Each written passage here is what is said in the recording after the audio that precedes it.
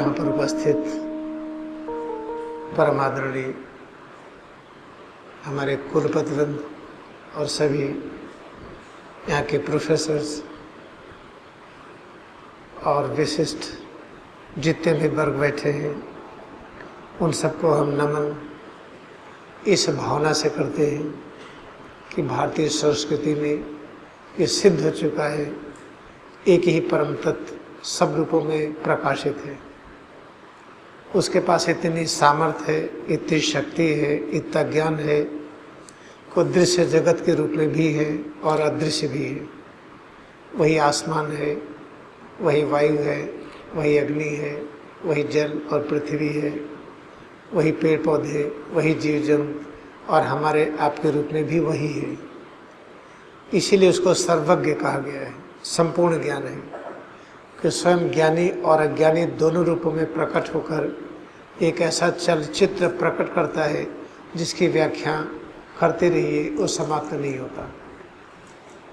इस अवसर पर हम आप सबको नमन करते हैं और हमें बहुत खुशी है इस बात की कि अपने इस मेडिटेशन का, स्पिरिचुअलिटी का ये कार्यक्रम इलाहाबाद विश्वविद्यालय से ही शुरू किया था। जब मैं पढ़ कर के आया उस्मानी यूनिवर्सिटी से, तो पहला कार्यक्रम हमारा ताराचंद हॉस्टल में ही हुआ था। उसके बाद प्रोफेसर आर पी मिश्रा से परिचय भी, उनके मिसेज का इलाज चल रहा था, वो चल नहीं पा रही थी। एक हफ्ते के इलाज में हनुमान धारा चढ़ गई, तो उनको बहुत अच्छा लगा। फिर प्रोग्राम पूरे हॉस्टल में चलने लगा, डेलीगेसी हॉल में प्रतिदिन होता था सुबह शाम। जब इस विश्वविद्यालय से मैं गुजरता हूँ तो बड़ा अच्छा लगता है, लेकिन अवसर नहीं लगता है कि हम आकर के उस तरह से मिले। आज हम बहुत ही खुश हैं कि आपने अवसर दिया, हम आपका दर्शन कर रहे हैं। आज का विषय जैसा कि प्रोफेसर साहब ने बताया, स्पिरिचुअलिटी और योग पर है। स्पिरिचुअलिटी और योग, इसके बारे में जब गहराई से समझना हो तो हमें अपने अंदर एकाग्रता बढ़ानी पड़ेगी। किसी चीज़ को समझने के लिए हमें अपने अंदर जाना पड़ता है। जब अंदर जाकर के हमें ये अनुभव हो कि हमारी शरीर, मन, बुद्धि, चित्त, अहंकार जो 24 तत्व है ये एक हो गए हैं, इनमें दूरी शून्य हो गई है, तब किसी भी शब्द में छिपा हुआ ज्ञान पता चलता है। और अगर ऐसा न करें, किसी भी शब्द का बहुत से अर्थ निकलते हैं, वो समझ में नहीं आता कि कौन सा अर्थ सच है, कौन सा गलत है। जब ध्यान के माध्यम से हम अपने अंदर एकाग्रता बढ़ाते हैं, जो 24 तत्व जिसे कहते हैं चित्त, अहंकार, बुद्धि, मन, 10 इंद्रियां, 5 तन्मात्रा, 5 स्थूल तत्व, आकाश, वायु, अग्नि, जल, पृथ्वी, जब इनके बीच में दूरी शून्य हो जाती है, ये 24 नहीं लगते हैं, एक लगते हैं, तब किसी भी शब्द में जो छिपा हुआ ज्ञान प्रकट होता है। तब पता चलता है कि शब्द ही ब्रह्म है। जब शब्द ब्रह्म है तो शब्द जिससे बना है वो भी ब्रह्म है। तब एक एक अक्षर, एक एक वर्णमाला का एक एक वर्ड के अंदर अनंत शक्ति दिखाई पड़ती है। ये है जिसको स्पिरिचुअलिटी कहते हैं। स्पिरिचुअलिटी का मतलब है वेयर स्पिरिट स्पीक्स। जिस स्तर पर स्पिरिट की आवाज़ सुनाई पड़े, उस पूरे आभा मंडल को स्पिरिचुअल आभा मंडल कहते हैं। और जो स्पिरिट के गुणों को व्यक्त करे उसे स्पिरिचुअलिटी कहते हैं। स्पिरिट क्या है, उसको समझने के लिए बड़े सामान्य रूप में देखें। जैसे कोई ठोस है, एटम मॉलिक्यूल है, उसके अंदर जाइए तो आपको मिलेगा इलेक्ट्रिसिटी। एटम बना है इलेक्ट्रिसिटी से। उसके अंदर जाइए तो मैग्नेटिक फील्ड, मैग्नेटिक फील्ड से इलेक्ट्रिसिटी, इलेक्ट्रिसिटी से एटम बना। और मैग्नेटिक फील्ड के अंदर जाइए तो आता है स्पिरिचुअल फील्ड, जो लास्ट है, the most subtle and can not be explain, उसकी व्याख्या नहीं की जा सकती है। बस उससे जुड़ने पर यह पता चलता है कि न हम बड़े न आप, और न हम छोटे न आप, हम दोनों एक हैं, आपस में तुलना नहीं की जा सकती है। दोनों की महिमा अनंत है, न कोई छोटा है न कोई बड़ा है। जब इस अनुभूति में आ जाते हैं तो झगड़े खत्म हो जाते हैं, बीमारियां खत्म हो जाती है, चिंता खत्म हो जाती है, और ये अनुभव होता है कि हमारा तो जन्म एक ही है। जो जन्मदिन हम मनाते हैं, पता चला कि हर वर्ष जन्मदिन मनाते हैं, तो पता चलेगा कि हमारा जन्म एक है, एक ही लाइफ है, अनेक लाइफ होती नहीं है। ये बड़ा सूक्ष्म विषय है। ये पता चलता है जब हम गहरे ध्यान में आ जाते हैं, जब 24 तत्वों के बीच दूरी शून्य हो जाती है, मन और शरीर के बीच दूरी शून्य हो जाती है। जब मन शरीर के बीच में दूरी शून्य हो गई तो पता चलता है कि आत्मा परमात्मा के बीच भी दूरी शून्य है, हमारे आप के बीच में भी दूरी शून्य है। ऐसी स्थिति में जब आते हैं तो पता चलता है कि लाइफ केवल एक होती है। जब हम बाइबल में पढ़ें कि पुनर्जन्म नहीं होता है, केवल एक जन्म होता है, हम सोचे कि इसके बारे में सच्चाई क्या है। फिर जब बार बार ध्यान में बैठे तो पता चला कि ये बड़ी गहन बात है। इसको समझना तभी संभव है जब अपने अंदर एकाग्रता बढ़ा लें। जैसे अगर हम अपने रिव्यू करें अपने लाइफ को, पता चला कि हम 30 साल के हैं, आपने रिव्यू किया, आपने कहा कि आपका ये जन्म 40 साल का है, फिर पता चला कि कुछ दिनों के बाद आपने कहा कि भाई 50 साल का है, हम 90 वर्ष के हो गए, तो कहेंगे हमारा एक जीवन ये है 90 वर्ष का है। चूँकि 90 वर्ष याद है, कल्पना करिए कि अगर 2000 वर्ष पहले का याद आ जाए तो 2000 वर्ष से आज तक एक ही जीवन कहेंगे, दो नहीं। अगर याद आ जाए कि आदम और ईव के समय से आज तक एक एक दिन की अनुभूति हो जाए तो क्या कहेंगे, एक जीवन है, दो नहीं। अभी एक जीवन है, मृत्यु तो आएगी ही नहीं। जब ये अनुभव होता है तब इसको कैसे बताएं, इसका ज्ञान आता है कि भाई पानी को कोई मार नहीं सकता, पानी को आग में डालिए मरेगा नहीं, वो भाप बन करके चला गया। पानी को हमने ठंडा किया, ठोस बन गया। हमने हाइड्रोलिसिस किया, पानी अदृश्य हो गया, पानी मरा नहीं। एटम्स, एनर्जी वेव्स, मॉलिक्यूल्स, जब ये सब अमर है तो क्या मृत्यु सत्य है केवल हमारे लिए? और सब नहीं मरते, हम ही मरेंगे। तो सबके विषय में तो खोज हमने कर लिया, अपने विषय में खोज नहीं कर पाए। उसके पीछे कारण क्या है? हम पानी में एकाग्र हुए, थक गए तो सो गए, फिर एकाग्र हुए, वर्षों हमने खोज किया, पता चला कि पानी मरता नहीं है, और जो अदृश्य था वही दृश्य बन गया। हाइड्रोजन ऑक्सीजन अदृश्य था, वही दृश्य हो गया। लेकिन जब अपने में एकाग्रता बढ़ाइए तब क्या होता है? टेंशन होता है, और टेंशन के कारण एकाग्रता बढ़ा नहीं मिलता है। स्पिरिचुअलिटी क्या है? स्पिरिचुअलिटी वो विषय है, वो साइंस है जिसमें आने पर हम योग अवस्था की ओर बढ़ते हैं, और जब स्पिरिचुअलिटी में पूरी तरह से समा जाते हैं तो योग की अवस्था में आ जाते हैं। शीर्षासन करना योग नहीं है, सूर्य नमस्कार योग नहीं है, अर्धमत्स्य, पश्चिमोत्तान, सर्वांगासन, ये सब योग में नहीं आता है। आप लोग विद्वान हैं, महर्षि पतंजलि का टेक्स्ट देखिए, उसमें कहीं भी नहीं लिखा है कि शारीरिक पाश्चर आसन है, किसी भी सूत्र में नहीं लिखा है कि श्वास का व्यायाम प्राणायाम है।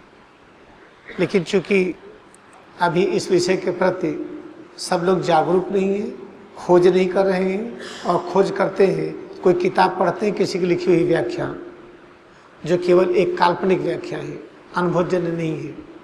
तो जब हम स्पिरिचुअल साइंस में आते हैं, अपने में एकाग्रता बढ़ाते हैं, सेल्स कोशिकाओं में एकाग्र होते हैं, सूक्ष्म जो मन है हमारे शरीर पर केंद्रित होता है, तो इसके अंदर जाते जाते सोचिए एटॉमिक लेवल पर गए, इलेक्ट्रॉनिक लेवल पर गए, मैग्नेटिक लेवल पर गए, फिर स्पिरिचुअल लेवल पर जाते हैं, तब पता चलता है ये तो दूरी है ही नहीं, टाइमलेस स्पेसलेस कॉन्सेप्ट। इस समय और दूरी का भाव है। जैसे हम कॉन्फ्रेंस कॉल करते हैं, वहाँ पर हमारे शब्द हर जगह पहुँच जाते हैं, तो शब्द के लिए टाइम और दूरी नहीं है। हम न्यूज़पेपर में, जब टेलीविज़न में न्यूज़ चैनल देखिए, वो व्यक्ति हर जगह देख लीजिए आप, कहीं से भी, तो उस चित्र के लिए, उस आवाज़ के लिए टाइमलेस स्पेसलेस तो हमने प्रूव कर लिया, लेकिन अपने लिए अभी नहीं प्रूव कर पाए। जब क्रिया योग ध्यान प्रारंभ हुआ 1861 में लहरी महाशय के द्वारा सबसे पहले, तो लहरी महाशय ने प्रूव किया टाइमलेस स्पेसलेस कॉन्शसनेस। वो बड़े सीनियर चीफ अकाउंटेंट के पद पर थे आर्मी में। उनके बॉस बड़े दुखित थे, गए मिलने के लिए, उनको बड़ा टेंशन था, मिले नहीं। फिर गए, कहते आपको टेंशन किस बात का है? कहते हमारी बीवी बीमार है, लंदन में है, उसके बारे में हमें पता नहीं है, हम जा नहीं सकते हैं, वो आ नहीं सकती है। वो अंग्रेज थे वो। कहते अच्छा रुकिए हम बताते हैं। आधे घंटे के बाद आए, कहते हैं कि आपकी बीवी ठीक हो गई है, अस्पताल में थी, आपको चिट्ठी लिख रही है, चिट्ठी की ये लाइनें हैं और 6 महीने के अंदर आएंगे। तो कहते हैं कि मगन बाबू, उनका नाम था मगन चंद, ये समझ में नहीं आता कि आप इस दूरी को कैसे तय कर लिए, समय को कैसे लांघ गए। तो जब 6 महीने के अंदर उनकी बीबी आई, तो लहरी महाशय देखी तो घबरा गई, अरे यही तो थे। हॉस्पिटल हमारा हाथ पकड़ कर उठाए, बेटी उठो, बड़ी अच्छी अंग्रेजी बोल रहे थे, और हमको छुए में ठीक हो गई। हमको पत्र लिखने के लिए कहा और 6 महीने के अंदर आने के लिए आदेश दिया। तो देखिए लहरी महाशय ने क्या किया था, क्रिया योग का अभ्यास किया था, जो महर्षि पतंजल ने क्रिया योग करने के लिए कहा है, योग करने के लिए कहीं नहीं कहा है। हालांकि मैं ट्रेडिशनल योग का हूँ, प्राकृतिक चिकित्सा योग का विश्वविद्यालय उस्मानी यूनिवर्सिटी में है, सेंट्रल गवर्नमेंट से, हम वहाँ के हैं, 8 साल की वहाँ ट्रेनिंग है, लेकिन जो मैंने वहाँ पढ़ा उसको हम कुछ भी नहीं कराते हैं, क्योंकि उससे सच की अनुभूति नहीं होती है। तो जब हम क्रिया योग ध्यान करते हैं तो ये ज्ञान प्राप्त होता है कि जैसे हमारा चित्र, हमारी आवाज़ सर्वव्यापी है, ऐसे हम भी प्रकट हो सकते हैं। तब ये सब विश्वविद्यालय का विषय होगा फ्यूचर में, कि हर प्रोफेसर, हर विद्यार्थी, इसका कोई अलग डिपार्टमेंट नहीं हो सकता है, ये सबका विषय है। जैसे श्वास लेना सबका विषय है, श्वास लेने का अलग डिपार्टमेंट नहीं बनाया जा सकता है। हम खाना खाएंगे सबका विषय है। इस तरह से ये जो स्पिरिचुअलिटी है, ये सब का विषय होगा। हर प्रोफेसर, हर अध्यापक, सब लोग इसको जानेंगे, हर विद्यार्थी को सभी लोग बताएंगे। ऐसा जो है कि एक डिपार्टमेंट है योग का, भाई यहाँ सर्टिफिकेट, यहाँ से सर्टिफिकेट मिलेगी, वो सफल नहीं होगा। BHU कहाँ सफल है? BHU ज़्यादा सफल तो हमारा है कॉलेज, BHU के लोग यहाँ पर आते हैं सीखने। तो इस तरह से भविष्य में हमारा जो इलाहाबाद विश्वविद्यालय वाइस चांसलर साहब सुन रहे हैं, इसमें ऐसी प्लानिंग किया जाए कि हमारे हर प्रोफेसर, हर शिक्षक जो भी पढ़ाते हों, या जो हमारे क्लर्क हों, या हमारे जो गार्ड हों, हमारे जो चपरासी हों, इसका अभ्यास सब वैसे ही करें। तो अपना इलाहाबाद विश्वविद्यालय ऐसा कुछ करे कि सब लोग करें। ये ना है कि केवल योग के प्रोफेसर आप हैं या आप हैं, ऐसा नहीं है। ये सब के लिए अनिवार्य हो, सभी क्लास में जाएं तो सभी बच्चों को बताएं। जब ऐसा हो जाएगा तो ये विश्वविद्यालय अद्वितीय हो जाएगा, कोई यूनियन का झगड़ा नहीं रहेगा, कोई प्रोफेसर आपस में लड़ाई नहीं करवाएंगे। ये हम जानते हैं ना, हम तो विश्वविद्यालय के ही आपस में झगड़ा करवाते हैं, बच्चों को लेके करवाते हैं, और बच्चे करते हैं छोटी छोटी बातों में बिना मतलब की चीज़। जो हमारा शांति का गृह है, विश्वविद्यालय में जाइए तो उठने का मन नहीं करना चाहिए, जो उल्टा होता है, मजबूरी में लोग जाते हैं। तो अगर इस तरह की कोई चीज़ हो तो हमारा तो जगह इलाहाबाद में नज़दीक है, हम ये सेवा कर सकते हैं कि हर यहाँ का प्रोफेसर इतना बढ़िया सीख ले, हर विद्यार्थी को सिखाए। ये कोई एक अलग डिपार्टमेंट होगा तो सफल नहीं होगा। आइए फिर से हम चले स्पिरिचुअलिटी पर। देखिए अपनी पूरी जो स्ट्रक्चरल यूनिट है बॉडी की, स्ट्रक्चरल यूनिट, फंक्शनल यूनिट, वो स्पिरिट कॉन्शसनेस है। जिसकी व्याख्या नहीं की जा सकती है। वही स्पिरिट कॉन्शसनेस, वही जब ग्रॉसिफाई रूप में होता है तो वही बन जाता है मैग्नेटिक फील्ड। तो मैग्नेटिक फील्ड की पावर बहुत होती है। जब उससे हम चार्ज होती सेल्स को सिखाएं तो हमें सेल फोन की जरूरत नहीं पड़ती है, टेली कम्युनिकेशन होता है। उससे और ग्रॉसिफाई आइए तो एक होता है इलेक्ट्रिक फील्ड जिसमें सेल फोन की जरूरत पड़ती है। और ग्रॉसिफाई आइए तो सेल फोन का भी ज्ञान नहीं है, बिजली का ज्ञान नहीं है। हम लोग जैसे पहले रहते थे वैसे रहेंगे। तो सारा का सारा ज्ञान जो मिलता है अपने अंदर एकाग्र होने पर। अपने अंदर एकाग्र हम कैसे हों, हमारे ख्याल से ये यहाँ पर बताना अच्छा है बजाय कुछ और हम बताएं। जब हम मन को अपने ऊपर केंद्रित करते हैं तो जो कुछ अपने में अनुभव हो हम उससे जुड़े, क्योंकि मन की एक आदत है हमेशा वो किसी न किसी उस अनुभूति में रहना चाहता है जो पहले किया है। जैसे हम किसी को देखे हैं, परिचित है, उससे बहुत अच्छा कोई दूसरा आ जाए तो हम उससे नहीं जुड़ेंगे, उससे जुड़ेंगे जिससे परिचित है। क्योंकि मन का हमेशा स्वभाव है वो इनर्शिया में होता है, आदत में होता है, आदत के साथ चलता है। तो जब हम अपने ऊपर एकाग्र होते हैं तो मन ने जो पहले से अनुभूति किया है, अगर उससे कुछ नई अनुभूति आती है तो मन को डर लगता है, अरे कुछ हो न जाए। आंख बंद किए, अपने में एकाग्रता बढ़ाए, एकाग्रता बढ़ गई, पता चला हार्ट बीटिंग सुनाई पड़ रही है, टक टक टक। अरे कुछ हमें हार्ट की प्रॉब्लम तो नहीं हो रही? अरे भाई पहले भी थी वो, अब सुनाई पड़ रही है, पहले नहीं सुनाई पड़ रही थी, इतना तो अंतर है। फिर हमारी किडनी में ब्लड फिल्टर हो रहा है, यूरिन ड्रॉप ड्रॉप जा रही यूरेटर में, इतना एकाग्रता बढ़ाए, हमको वो फील होने लगा, अरे वहाँ कोई कीड़ा तो नहीं चल रहा है। ये दिक्कत होती है। तो सबसे बड़ी जो दिक्कत होती है, अपने में एकाग्रता बढ़ाते हैं तो मन नई अनुभूतियों से डरता है।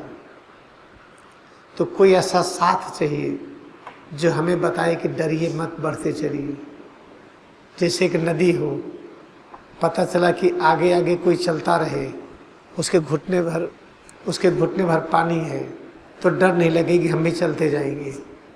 अगर कोई आगे नहीं है तो डर लगती रहेगी, आगे पता नहीं क्या है, एक डंडा लेके चलना पड़ेगा। इसलिए इसमें आवश्यकता होती है किसी ऐसे व्यक्ति की जो उसको अनुभव कर चुका हो। जैसे जैसे अपने में एकाग्रता बढ़ाएंगे वैसे वैसे हमारे अंदर की जो लाइफ करंट जो बाहर जाती है वो रुकती है। जब लाइफ करंट स्टोर होने लगती है, एक निश्चित सीमा के ज़्यादा जब हो जाती है, तब हमें ऑक्सीजन की ज़रूरत नहीं पड़ती है, फिर ब्लड फ्लो करे ऐसी ज़रूरत नहीं है।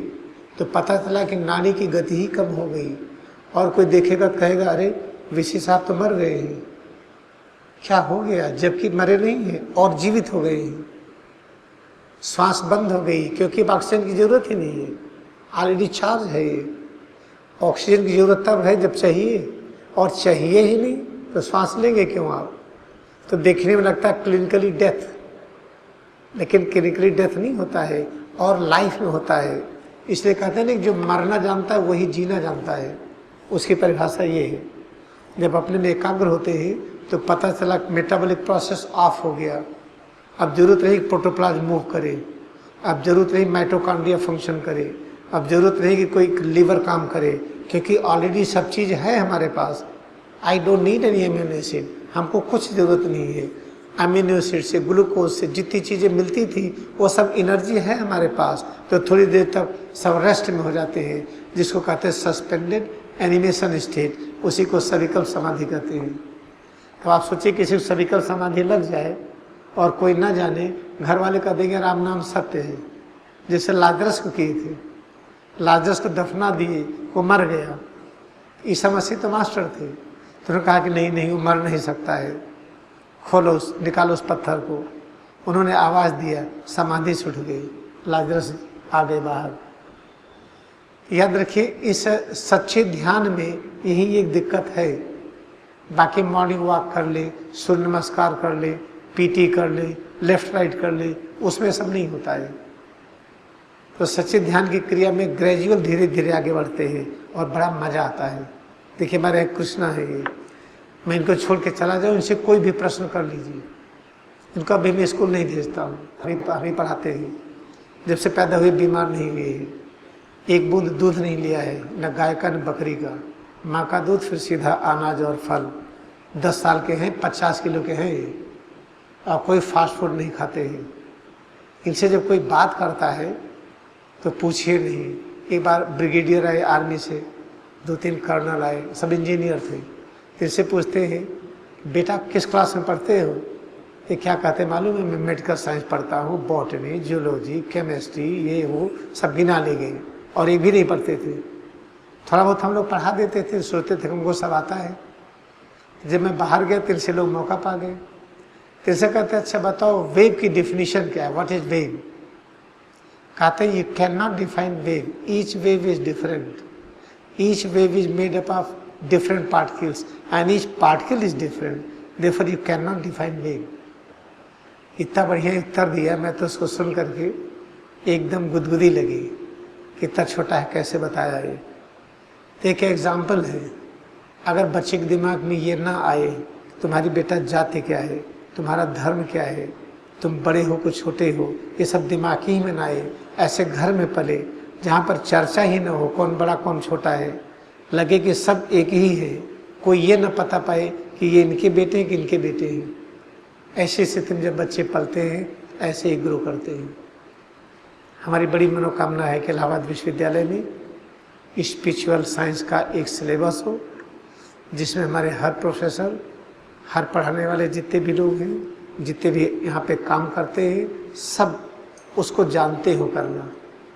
और हर विद्यार्थियों को क्लास के पहले कराएं 5 मिनट, क्लास के बाद कराएं, सारी यहाँ की खुराफात खत्म हो जाएगी। तब देखिए स्पिरिचुअलिटी और योग में आपको अंतर आ गया होगा। Spiritual is a science, spirituality is related to science subject, and when you learn it then you are proceeding towards state of yog, timeless spaceless existence.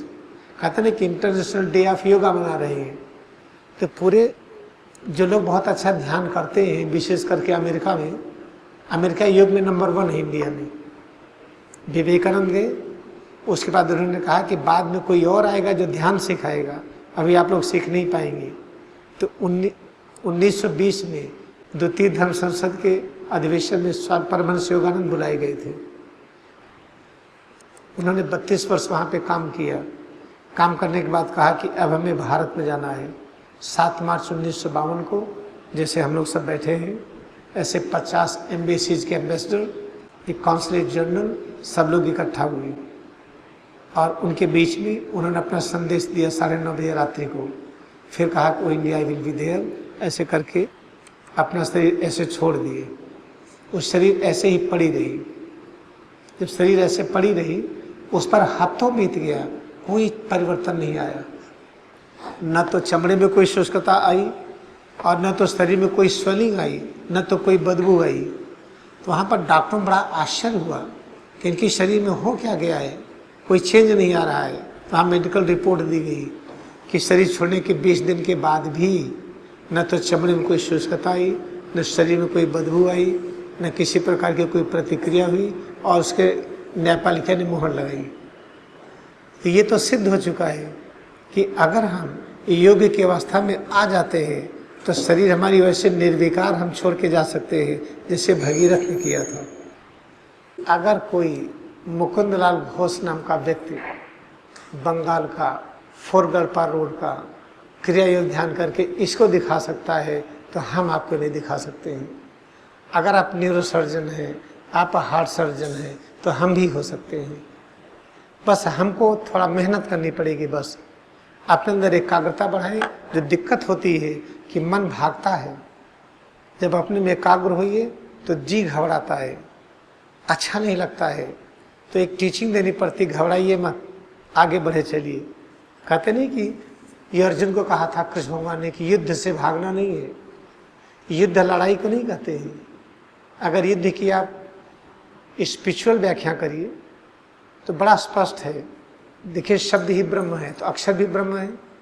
तो यह कहते हैं यापन। यापन का अर्थ है कि लगातार विस्तार हो, कंटिन्यूअस एक्सपेंशन। और यह में ऊ की मात्रा है। ऊ का मतलब ऊपर, अपना विस्तार लगातार ऊपर हो। किस चीज़ का विस्तार? कंसंट्रेशन का, हमारी सोच का, हमारे एकाग्रता का, रीजनिंग पावर का। जब ऊर्ध्वमुखी विकास होता है तब क्या होता है? ध मिलता है। ध में आधा ध है और आ। आधा ध कहते जो हम धारण करते हैं, जैसे हाथ धारण किए हैं, पैर है, श्वास है, ये दृश्य रूप है, इसके अंदर जो कुछ है हमने इसको धारण किया है। ये है क्या? ये आ है। आप देखिएगा संस्कृत पुरानी डिक्शनरी में मिलेगा, आ कहते ब्रह्मा विष्णु शिव का अस्तित्व। तो जो हम धारण किए हैं ब्रह्मा विष्णु शिव की संपूर्ण अस्तित्व इसी रूप में प्रकाशित है, जो आपका रूप है। फिर उसमें द है, आधा द। आधा द कहते दाता, ऑमनी प्रेजेंट स्पिरिट, परब्रह्म। तो परब्रह्म में ही ब्रह्मा विष्णु शिव हुए और वही आपके रूप में है। अपने में एकाग्रता बढ़ाइए तो यही पता चलता है। और इसको जब पता करते तो इसको युद्ध करना कहते हैं। कहते युद्ध करते चलिए, अपने में एकाग्रता बढ़ाते जाइए। अर्जुन कहते हैं अरे केशव, गांडी धनुष खिसक रहा है हाथ से, शरीर को गांडी धनुष कहा गया है, थोड़ी देर अभ्यास करिए, अब नहीं होगा, अब सो जाते हैं, गला सूख रहा है, ऐसे होता है। इसमें एक कंसंट्रेशन बढ़ाइए तो गला सूखेगा, छींक आएगी, पता चलेगा साइनस हो गया, अब गर्मी आ रही है, अब सर्दी आ रही है, केशव होगा नहीं हमसे। नहीं करते चलो, इसमें डरिए मत। अंत में जाकर के विश्व रूप दर्शन होता है। अंत में आपको अपने अंदर ही पूरा ब्रह्मांड दिखाई पड़ेगा, तब विश्वास हो जाता है, तब आदमी हिम्मत करके आगे बढ़ता है। तो जो गीता में लिखा गया है वो लड़ाई नहीं है, युद्ध का संचालन है। आप सोचिए पैगंबर आएंगे तो लड़ाई होगी। गांधी के आने से कितनी लड़ाइयाँ रुक गई। आप कहीं पर जाइए तो झगड़े रुक जाएंगे। तो क्या जहाँ पर विष्णु के अवतार कृष्ण भगवान रहेंगे, भगवान राम रहेंगे, तो वहाँ लड़ाई होगी। अगर अवतार के सामने लड़ाई होती तो बुद्धा के सामने भी होती, महावीर सामने होती, कबीर और नानक के सामने भी होती। ये लोग जहाँ जहाँ गए लड़ाइयाँ बंद हुई। तो शास्त्रों की व्याख्या रीजनिंग पावर से किया गया, अंदर में जाकर के सच की अनुभूति से नहीं किया गया। जब शास्त्रों की व्याख्या गलत हो गई तो हम झगड़ा करने लगे। भाई जब राम धनुष बाण उठाए तो हम भी उठाएंगे, कुछ नहीं है तो हम पत्थर ही मारेंगे। कृष्ण ने झूठ बोला तो हम भी बोलेंगे। क्या झूठ बोला था भाई? कहा था ना कि अश्वत्थामा मरो। अश्वत्थामा मरो का अर्थ नहीं लोग जानते हैं। वेदव्यास वहाँ पे अध्यात्म शास्त्र लिख रहे हैं, स्पिरिचुअलिटी, अपने अंदर की आत्मकथा लिख रहे हैं, कैसे सत्य की अनुभूति करे इसका वर्णन किए महाभारत में। महा ग्रेटेस्ट भा है ज्ञान, रथ है जुड़ना। सबसे बड़ा ज्ञान क्या है? कि पानी अमर है, एटम अमर है, हम भी अमर होंगे। हम समझे कैसे अमर है। 1000 वर्ष पहले कहाँ थे? इसको महाभारत कहा गया। उसमें कहा क्या गया? बड़ी सरल सी बात है कि इसमें हम युद्ध करें। युद्ध करने अपने अंदर जब एकाग्रता बढ़ाते हैं तो अपनी जो आदत है वो बहुत खतरनाक है। हमें आदत हो गई है कि शरीर इस तरह से अनुभव हो। अभी आप 3-4 दिन जगिए, सोइए मत, तो लगेगा हाथ हवा हो गया है, वेब। पूरी शरीर लगेगा कि वेब बन गया है। तब मन करे गुड़ खा के सो जाइए, फिर भारी लगने लगेगी। अब आप चलते जाइए और सोइए मत, आपकी शरीर भारहीन लगने लगेगी। तो मन को आदत नहीं भारहीन लगने का। मन कहता नहीं भाई कुछ गड़बड़ हो रहा है। हाँ भाई सोए नहीं थे, चलो सो लो। सो लिए, हाँ भाई देखो अब ठीक हो गए हैं। जैसे बुखार होता है, जब तेज बुखार होता है तो चीज़ें दिखाई पड़ने लगती है, आदमी बड़बड़ाता है। क्योंकि तेज बुखार में शरीर और मन के बीच में दूरी घट जाती है, तो आदमी के अंदर जो सोचता वही दिखाई पड़ता है। जैसे रामकृष्ण परमहंस को काली दिखती थी, इतनी एकाग्रता थी उनको अपने अंदर, जो सोचे वही दिखाई पड़े। ऐसे ही जब हम एकाग्रता बढ़ाते हैं अपने अंदर, अगर हमने कहा कि हे हनुमान जी हमारे से न जाने क्या हो रहा है, आप अगर हमें ठीक कर देते। देखा तो हनुमान जी खड़े हैं, करें तथास्त। वो हमारा ही विचार था, वो हनुमान जी नहीं थे। वो हमारी श्रद्धा कृष्ण भगवान में है, आप मदद कर दीजिए। पता चला वो खड़े हो गए, तो हम भ्रम में आ गए कि हमें दर्शन हो गया। तो रियलिटी में ऐसा नहीं होता है। यही साधना में ही एक दिक्कत है बस। इसको जब करते जाइए एक ऐसी स्थिति आती है जो सोची वही दिखाई पड़ने लगता है। हमने कहा कि अरे प्रोफेसर साहब, आसिम साहब आ रहे होंगे। पता चला हमने इतना सोचा कि आपके दिमाग में बात गई और आप आना शुरू कर दिए, आप आश्रम पहुंच गए।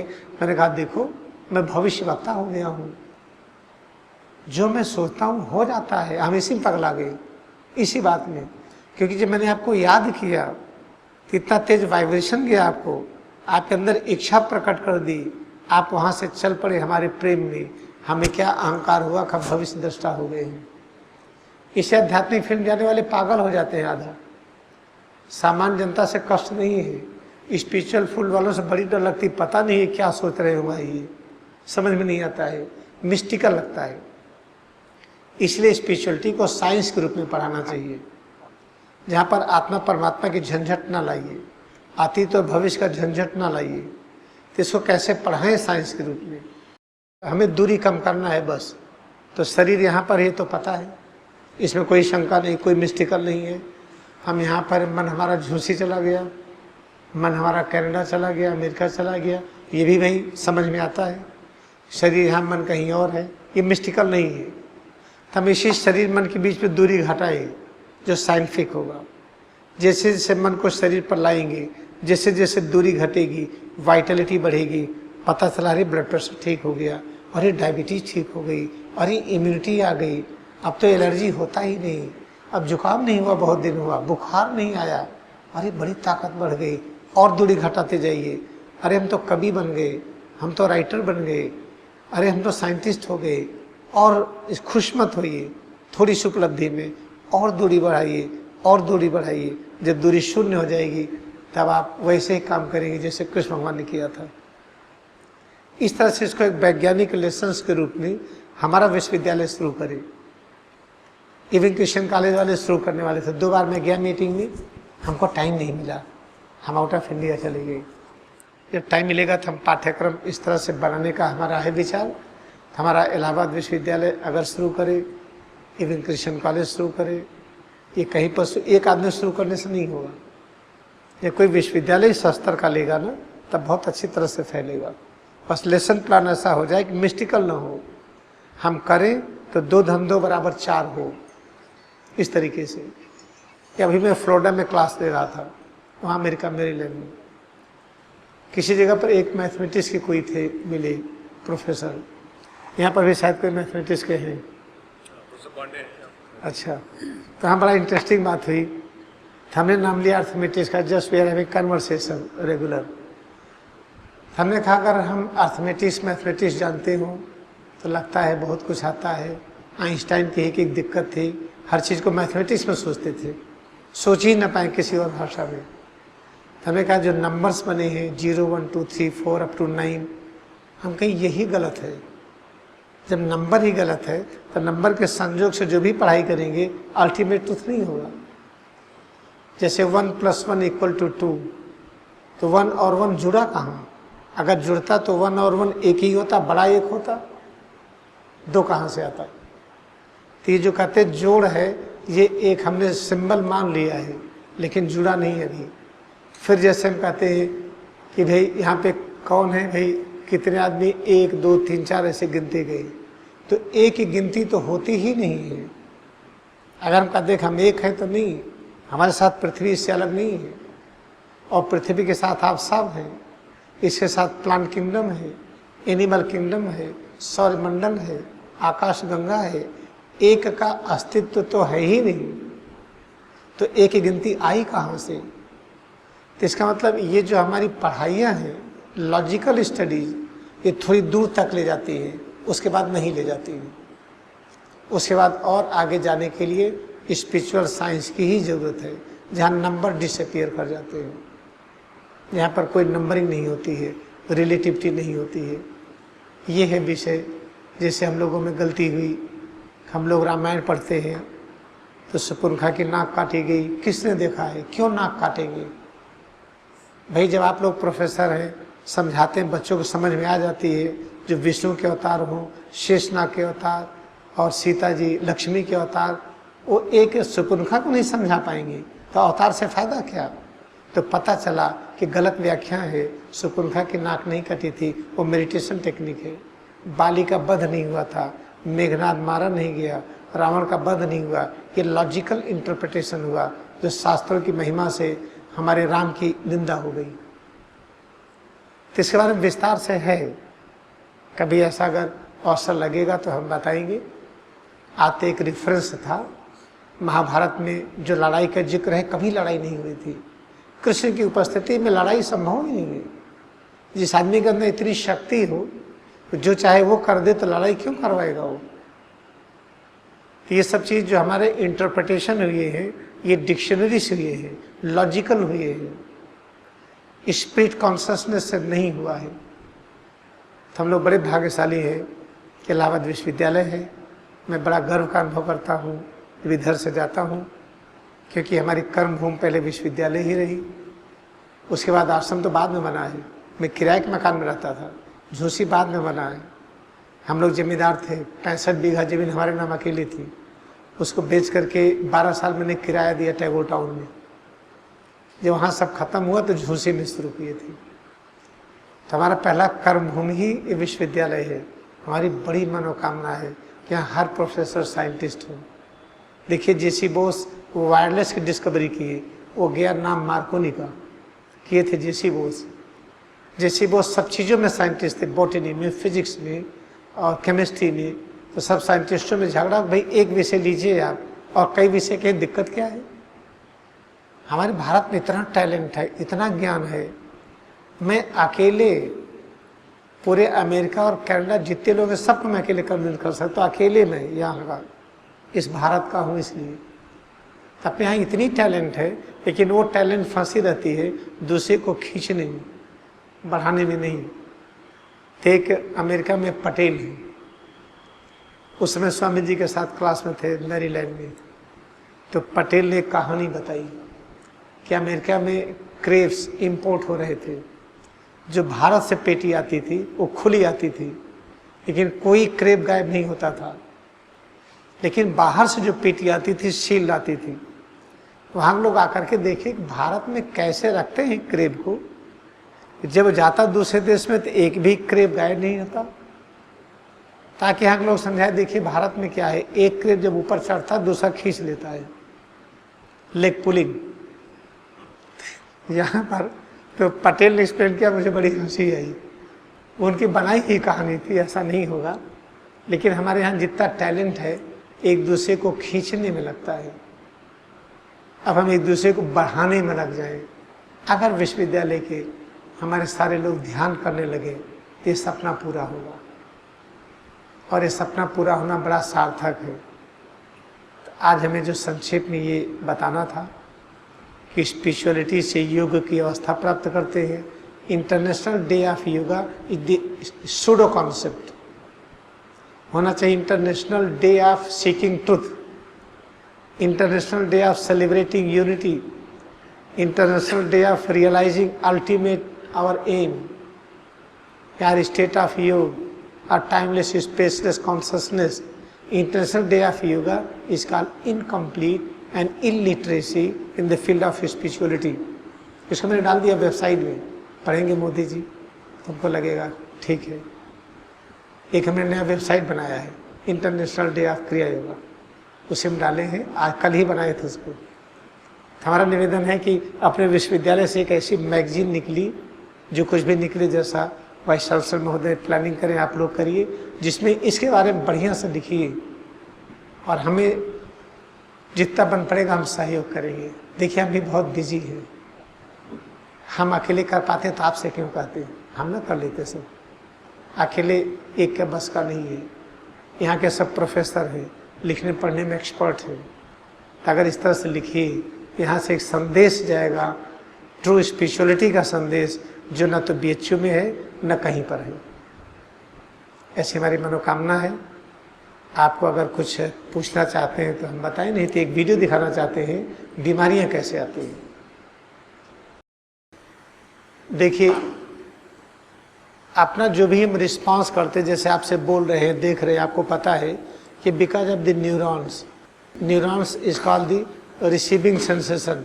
हमारा ब्रेन है, स्पाइनल कार्ड है, यहीं से सारी नर्व्स निकलती हैं, क्रेनियल नर्व्स, स्पाइनल नर्व्स, जो पूरे बॉडी में बढ़ती है। ये देखिए ब्रेन और स्पाइनल कार्ड, मेन चीज़ यही है।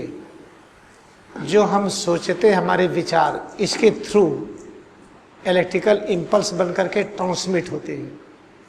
तो अगर ब्रेन और स्पाइनल कॉर्ड हमारा ठीक नहीं है, यहाँ से सारी इम्पल्सेज अपने अंगों में नहीं जा रही हैं, तो हम चाहे कितने भी अच्छे व्यक्ति हों, कितनी भी सेवा करते हों, माता पिता का कितना भी पैर दबाते हों, जिंदगी भर सबकी सेवा में पूरे हम जीवन दे दें, लेकिन हमें सिद्ध नहीं कर पाएंगे कि हमारी शरीर स्वस्थ है। नेक्स्ट, चूँकि ब्रेन स्पाइनल कॉर्ड इतना इम्पोर्टेंट है, इसलिए इसको स्कल से ढक दिया गया और इसको वर्टिब्रल कॉलम से। अगर न ढका जाता तो बड़ा डैमेज हो जाने पर हम कुछ कर ही नहीं सकते थे। यहाँ से सारी नर्व्स ये हाथों में गई हैं, ये देखिए स्पाइनल कॉर्ड से गई। Okay, go ahead, pause. ये देखिए सारी इम्पल्सेस जो ग्रीन सिग्नल देख रहे हैं ना, ये जो ग्रीन इम्पल्सेस देख रहे हैं ये करेक्ट है, हमारी करंट ठीक चल रही है, हमारी पूरी बॉडी ठीक चलेगी। और ये इस इम्पल्सेज स्पाइन में जाती हैं, फिर यहाँ से ब्रेन में, फिर उसी के हमारी इच्छाओं के अनुरूप हम बॉडी को एनिमेट करते हैं, चलना फिरना बोलना आदि। Okay, proceed. स्पाइनल कॉर्ड में जा रही है, वहाँ से ब्रेन में। अभी मेन पॉइंट आगे आता है जो हम बताना चाह रहे हैं। सारी इम्पल्सेस जा रही हैं। जब इम्पल्सेस का ये चलना कम हो जाता है तो वो अंग बूढ़े होने लगते हैं। पॉज। ये देखिए जो पीला पीला दिख रहा है ये नर्व्स है। अगर हमारी हिप बोन का अगर हमारा स्ट्रक्चर डिफॉर्म होने लगा, इन नर्व्स में जो इम्पल्सेज आती हैं ये घटने लगी, तो आपके पैरों की हड्डियों में कमजोरी, मांसपेशियों में कमजोरी, osteoporosis, dystrophy of the muscles, ये सब होने लगती है। प्रोसीड।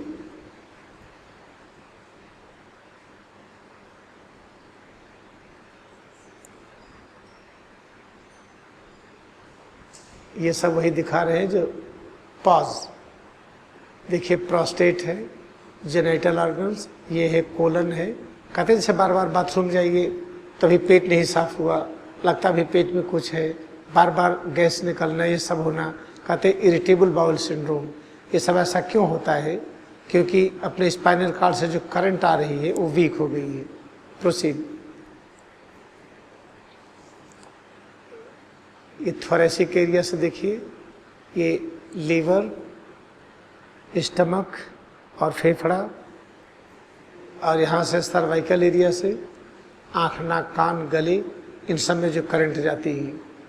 अब देखिए स्पाइनल कॉर्ड का ये हेल्दी कंडीशन है, हेल्दी स्पाइन है, ये सारी नर्व ठीक जा रही है। ये सब देखिए जो पॉजिट जो नहीं चक्रासन करते हैं, धनुरासन, सर्वांगासन, ये सब जो जरूरत से ज़्यादा तोड़ते मरोड़ते हैं, उनकी अंग इतने कमज़ोर हो जाते हैं, उनको इन्फीरियरिटी कॉम्प्लेक्स होता है, इसलिए अपना एक कापी रखते हैं लिखाने के लिए। देखिए कमिश्नर साहब ने प्रेजिंग लिखा, हम बढ़िया कराते हैं, या डीएम ने लिखा है, या कोई डॉक्टर ने लिखा है, या कोई मिनिस्टर ने लिखा है। क्योंकि शरीर को तोड़ करके जो ज़्यादा क्रियाएँ करते हैं उनकी पर्सनालिटी वीक हो जाती है, जैसे सर्कस वाले, जिम्नास्टिक वाले। इसलिए महर्षि पतंजलि ने कहीं भी नहीं लिखा है कि शारीरिक पाश्चर आसन है, उन्होंने लिखा है स्थिर सुखम आसनम, सुख की स्थिर अवस्था आसन है। सुख की व्याख्या कैसे करेंगे? क्रियायुक्त ध्यान करिए, अपने में जाइए। जब 24 तत्व तो पता चला एक हो गए, तो पता चलता सु माने क्लैरिटी, सुंदर, स्पष्ट, खा माने आसमान, अनंत। जब हर चीज़ अनंत लगे, हमारे वाइस चांसलर साहब अनंत है, हमारी मैडम अनंत है, आप अनंत है, एक धूल का कण भी अनंत है। ऐसी स्थिति में जब हम होते हैं तो सुख की अनुभूति होती है। जब किसी को छोटा बड़ा देखेंगे तो सुख की अनुभूति नहीं होगी। Yes, proceed. देखिए कैसे स्पाइनल डैमेज होता है तो क्या होता है। प्रोसीड। स्पाइनल डैमेज होता है, देखिए ये जा रही है, ये ग्रीन सिग्नल है, ये करंट ठीक जा रही है, कोई दिक्कत नहीं, सभी अंग खूब बढ़िया काम करेंगे, पेट अच्छा साफ होगा, हार्ट बीटिंग ठीक होगी, किडनी ठीक काम करेगा, एंडोक्राइन ग्लैंड्स। अब देखिए ये गड़बड़ हो गया। जब अभी करंट वीक हो गई, तो जहाँ भी जिस अंग को ये जा रहा होगा वो अंग कमजोर होगा। भले ही आप बहुत अच्छे व्यक्ति हों, तो हमें ये बचाना है कि ये ना हो। देखिए और आगे देखिए, जैसे जैसे हमारे वर्टिब्रल कॉलम का पोस्चर बिगड़ता है, ये देखिए लिपिंग हो रही है बोन्स में, देखिए लिपिंग शुरू हो गई। अब लिपिंग शुरू हो गई तो देखिए अभी और दिक्कतें आने लगती हैं। ये देखिए फिर ये करंट वीक हुई, पता चला कि हार्ट को ले जा रही है तो दिक्कतें हो गई। ऐसे ही जब करंट वीक होती है इन अंगों में आती है तो सारी आंतों की बीमारी, प्रोस्टेट की बीमारी, यूट्रस की बीमारी, प्रोसीड। इसके बाद जब बीच में आता है तो लंग्स की बीमारी, स्टमक की बीमारी, हार्ट की बीमारी। इसलिए हमारी करंट वीक ना जाए, स्पाइनल पोस्चर गड़बड़ ना हो। देखिए नेक में जब होता है तो हमारी आँख नाक की बीमारी, पता चला मोतियाबिंद हो गया, कान से कम सुनाई पड़ रहा है, सब चीज़ें काम नहीं कर रही हैं। तो सबसे ज़्यादा ज़रूरी क्या है, हेड और स्पाइन को हम कैसे करेक्ट रखें बस। तो उसको करेक्ट रखने के लिए 2-3 लेसन्स पर्याप्त होते हैं। Okay all right, you can of. हमने आपको इसलिए दिखाया ना कि आपको बहुत से लोग मिलेंगे जो बड़े अच्छे हैं, अपनी तनख्वाहें बांट देते हैं, उनका घर सबके लिए है, लेकिन बेचारे कमज़ोर होते जा रहे हैं।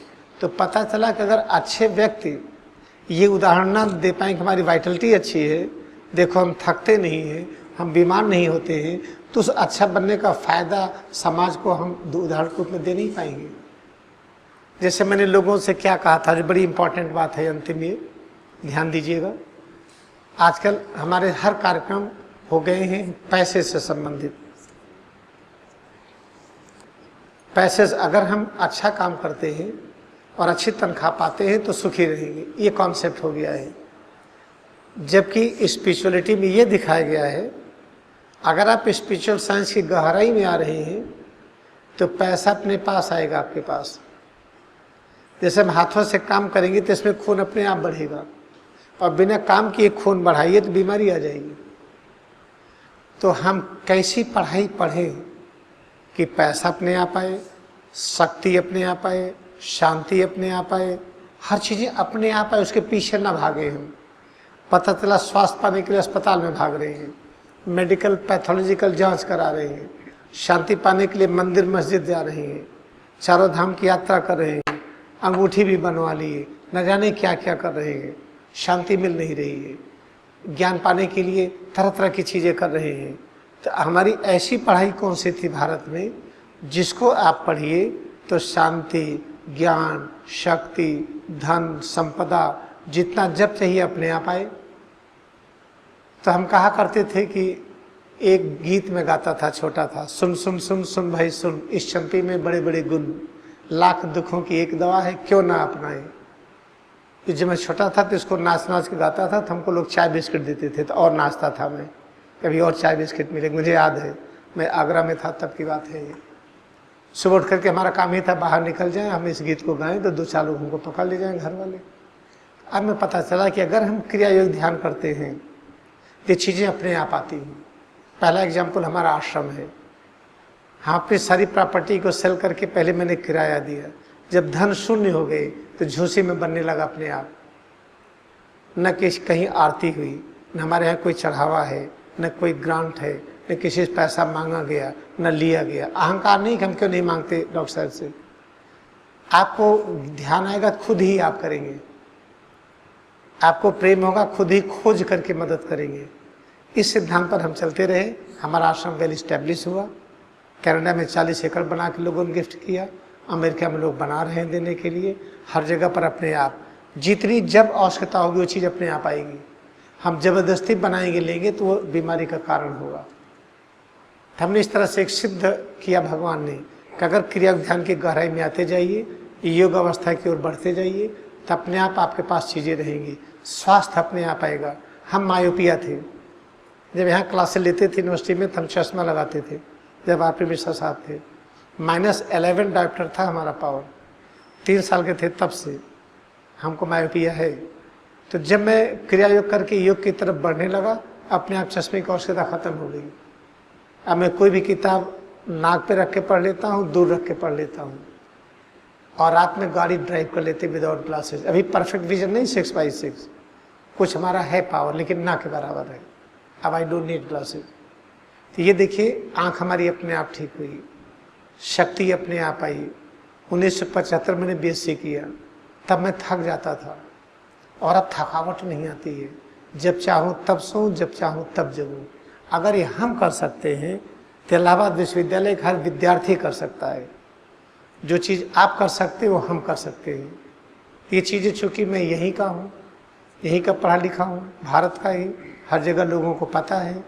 तो एक एग्जाम्पल हुआ है कैसे इतना बड़ा आश्रम चलता। 90,000 रुपये बिल आती है हर महीने बिजली का, और 100-150 लोग खाना खाते हैं रोज। कितने खर्चे हैं रोज के, ये कैसे चलेगा, ये कैसे चलता है, कोई सुने तो पागल हो जाए। DM भवनाथ सोची करें कैसे आप यहाँ खर्चा चलता है, तो पैसा कहीं से आता ही नहीं। हमारे यहाँ मुख्यमंत्री ने पुलिस रख दिया है चारों तरफ सुपरविजन के लिए, पैसा नहीं लेते हैं। 8 लोग रहते हैं, चारों तरफ देखते हैं आश्रम कि कोई खुराफाती न कूदे। अब वो सब जाके रिपोर्टिंग करते हैं यहाँ कैसे होता कार्यक्रम। यही हम चाहते हैं कि हमारे विश्वविद्यालय के विद्यार्थी जो नौकरी के लिए मारा मारी, आज हमको नौकरी नहीं मिली या प्रमोशन नहीं हुआ, तनख्वाह नहीं बढ़ी, इन सब के झंझटों से मुक्ति पाने के लिए क्यों ना हमारा इलाहाबाद विश्वविद्यालय हर विद्यार्थियों को ट्यूनिंग करे स्पिरिचुअलिटी की तरफ। आप इस तरफ बढ़िए, अपने आप आएगा जैसे हमें आया। और हमें केवल पैसा ही नहीं अपने आप आता है। स्वामी शांतानंद अमेरिकन डॉक्टर, इन्होंने प्रॉमिस किया था हम इंडिया आएंगे ही नहीं। इनका लेक्चर सुनिए तो आपको अभी धन्य रह जाएंगे। वहाँ देखिए नई उम्र के हैं वो, क्रिया माता विश्वविद्यालय में थी, छोड़ के यहाँ पर आ गई। कई लोग वॉलंटियर रिटायरमेंट ले लिए। स्वामी भावानंद ब्राजील के हैं, एक दिन के लिए यहाँ पर टिक गई। ज्ञान माता जी डॉक्टर बवेजा के साथ थी, ये सिस्टर ये छोड़ करके यहाँ पर आ गई। जितने नई उम्र के हैं ज़्यादा इंटेलिजेंट हमारे यहाँ, ज़्यादा जीनियस है। हमको केवल पैसे की ही सपोर्ट अपने आप नहीं होती, लोग हमारे पास है जो हमको छोड़ के मर भी नहीं सकते, न हम उनको छोड़ के जा सकते हैं। रियली बता रहे हैं डॉक्टर साहब, इसकी जो सुख और शांति मिलती है इसकी कल्पना नहीं कर सकते हैं। हमारी बड़ी इच्छा है कि हम सेवा के लिए तैयार हैं। जैसे भी प्लानिंग करिए आप लोग, पहले हमारे प्रोफेसर्स और अध्यापक लोग इंट्रोड्यूस हो, ये थोड़ा सा एक बेसिक समझ लें, फिर बच्चों में जाइए। बच्चों में पहले जाने पर आप में बाद में आएगा तो ठीक नहीं है। फिर बच्चे समझेंगे कि अरे तो आपको आता ही नहीं। बच्चे जानते वैसे भी शरारत करते हैं, तो चाहते पहले हमारे इस वर्ग में आए। एक 3 दिन का सेमिनार हो पहले, जब वो थोड़े दिन तक करें, फिर उसके बाद 3 दिन का हो, 2-3 सेट के बाद फिर मैं हॉस्टल में शुरू करूँगा। इसके पहले इस बार हॉस्टल नहीं शुरू करना चाहते हैं क्योंकि माहौल अब डिफरेंट है। अब वो बच्चे नहीं है जो हमारे प्रोफेसर की सेवा करें, उनके सामने नतमस्तक होकर झुके। अब माहौल बदल गया पहले से। ये थी चीज़ें। आपको कोई चीज़ पूछना था आप पूछिए, कोई चीज़ ना बता पाए हो, कोई जिज्ञासा हो। ये चीज़ याद रखिएगा कि योगा प्रैक्टिस नहीं किया जा सकता है। योग स्टेट को पाने की हम प्रयत्न करें। जैसे आटा नहीं पिसाते हैं, गेहूँ पिसाते हैं।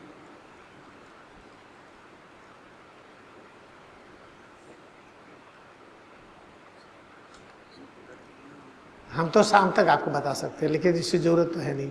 ज़्यादा बात करना बेकार होता है, सच बताना। इसके बाद होता है ना डॉक्टर साहब प्रैक्टिस करना। इसको लगातार बताते रहने से कुछ नहीं होता। हम कभी इतना बढ़िया खाना बनाए हैं, अरे ये 3 प्रकार की रोटी है, 4 प्रकार की सब्जी, इतने प्रकार सलाद है, अभी खिलाइएगा भी कि बता ही रहे हैं। फिर बताना तो पर्याप्त हो गया। इसके बाद कभी योजना बने। जैसे अपना छोटी जगह है ना, दिस इज द बेस्ट। इसमें जितने लोग आ गए 2-3-4 बैचेज में, हमारे सारे अध्यापक लोग, प्रोफेसर्स लोग, ऐसे छोटे छोटे क्लासेज में 3-3 दिन का सिर्फ उनका हो, विद्यार्थी करना हो, तब उसके बाद हो। हम इसके लिए तैयार हैं। हम 2 अगस्त को अमेरिका जाएंगे, उसके पहले तक हम हैं। हमारा प्रोग्राम गांव में होता है, जब यहाँ होगा तो उस दिन गांव का नहीं रखेंगे, हमें पहले से पता रहेगा तब। इसी के साथ हम आपको नमन करते हैं। आपका दर्शन करके मुझे बहुत खुशी हुई रियली कि हमारा स्टार्टिंग है ये इलाहाबाद विश्वविद्यालय। हम यहीं से शुरू किए और इसको बहुत अच्छा देखने का हमारा मन है।